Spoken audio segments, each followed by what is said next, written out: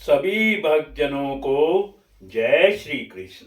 माघ कृष्ण पक्ष षटतिला एकादशी। श्री कृष्ण गोविंद हरे मुरारी, हे नाथ नारायण वासुदेव। श्री कृष्ण गोविंद हरे मुरारी, हे नाथ नारायण वासुदेव। एक समय दालभ्य ऋषि ने पुलस्त्य ऋषि से पूछा, हे ब्राह्मण, मनुष्य मृत्यु लोक में ब्रह्म हत्या आदि महान पाप, दूसरे के धन की चोरी, दूसरे की उन्नति देखकर ईर्ष्या आदि करते हैं, परंतु फिर भी वे नरक नहीं पाते। इसका क्या कारण है? वह ना जाने कौन सा अल्प दान या अल्प परिश्रम करते हैं। यह सब आप कृपा पूर्वक कहिए। इस पर पुलस्त्य ऋषि बोले, हे महानुभाव, आपने मुझसे अत्यंत गंभीर प्रश्न किया है। इसको ब्रह्मा, विष्णु, इंद्र आदि भी नहीं जानते, परंतु मैं आपको यह गुप्त तत्व अवश्य ही बताता हूँ। माघ माह के आने पर मनुष्य को स्नान आदि से शुद्ध रहना चाहिए और इंद्रियों को वश में करके तथा काम, क्रोध, लोभ, मोह, ईर्ष्या, अभिमान आदि का त्याग कर भगवान का स्मरण करना चाहिए। हाथ पैर धोकर पुष्य नक्षत्र में गोबर, कपास, तिल मिलाकर कंडे बनाने चाहिए। वह इन कंडों से 108 बार हवन करें और यदि इस दिन मूल नक्षत्र और द्वादशी हो तो नियम से रहें। स्नान आदि नित्य क्रिया से शुद्ध होकर भगवान की पूजा व कीर्तन करना चाहिए। एकादशी के दिन व्रत और रात्रि को जागरण तथा हवन करना चाहिए। दूसरे दिन धूप दीप नैवेद्य से भगवान की पूजा कर खिचड़ी का भोग लगाना चाहिए। इस दिन कृष्ण भगवान का पूजन करना चाहिए। पेठा, नारियल, सीताफल या सुपारी सहित अर्घ्य देना चाहिए और स्तुति करनी चाहिए। हे भगवान, आप अशरणों को शरण देने वाले हैं। आप संसार में डूबे हुओं का उद्धार कीजिए। हे पुंडरीकाक्ष, हे कमल नयनधारी, हे विश्व भगवान, हे जगत गुरु, आप लक्ष्मी जी सहित मेरे इस तुच्छ अर्घ्य को स्वीकार करो। इसके पश्चात ब्राह्मण को जल भरा कुंभ प्रदान करना चाहिए। ब्राह्मण को श्यामा गाय और तिल पात्र भी देना अच्छा है।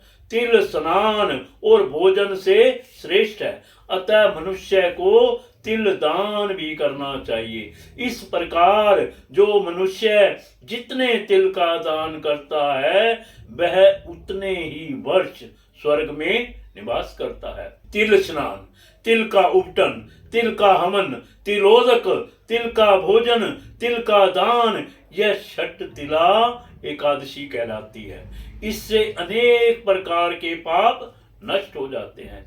नारद ऋषि बोले, हे भगवान, आपको नमस्कार है। इस षटतिला एकादशी का क्या पुण्य और क्या कथा है सो कहिए। श्री भगवान बोले, हे नारद, मैं तुमसे आंखों देखी सत्य घटना कहता हूँ। प्राचीन काल में मृत्यु लोक की सत्य घटना बताता हूँ। प्राचीन काल में मृत्यु लोक में एक ब्राह्मणी थी। वह सदैव व्रत किया करती थी। एक समय वह 1 माह व्रत करती रही। इससे उसका शरीर अत्यंत दुर्बल हो गया था, परंतु उसने कभी भी देवताओं तथा ब्राह्मणों को धन तथा अन्न दान नहीं किया।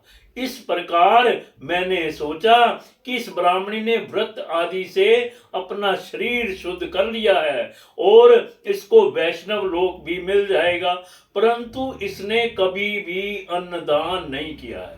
इससे इसकी तृप्ति होना कठिन है। ऐसा सोचकर मैं मृत्यु लोक में गया और ब्राह्मणी से अन्न मांगा। वह बोली, आप यहाँ किस लिए आए हो? मैंने कहा, मुझे भिक्षा चाहिए। उसने मुझे एक मृति पंड दे दिया। मैं उसे लेकर लौट आया।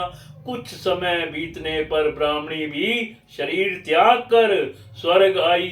मति पंड का प्रभाव से उसे एक आत्म ग्रह मिला, परंतु उसने उस घर में अपने को वस्तुओं से शून्य पाया।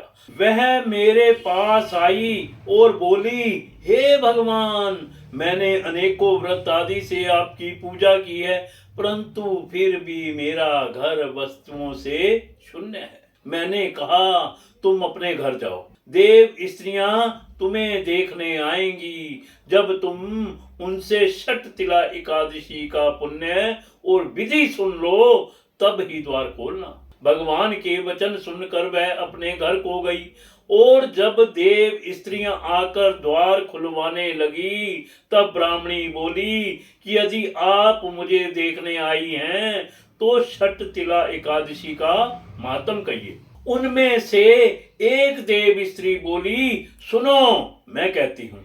जब उसने षट तिला एकादशी का मातम सुना दिया, तब उसने द्वार खोला। देव स्त्रियों ने उसको सब स्त्रियों से अलग पाया।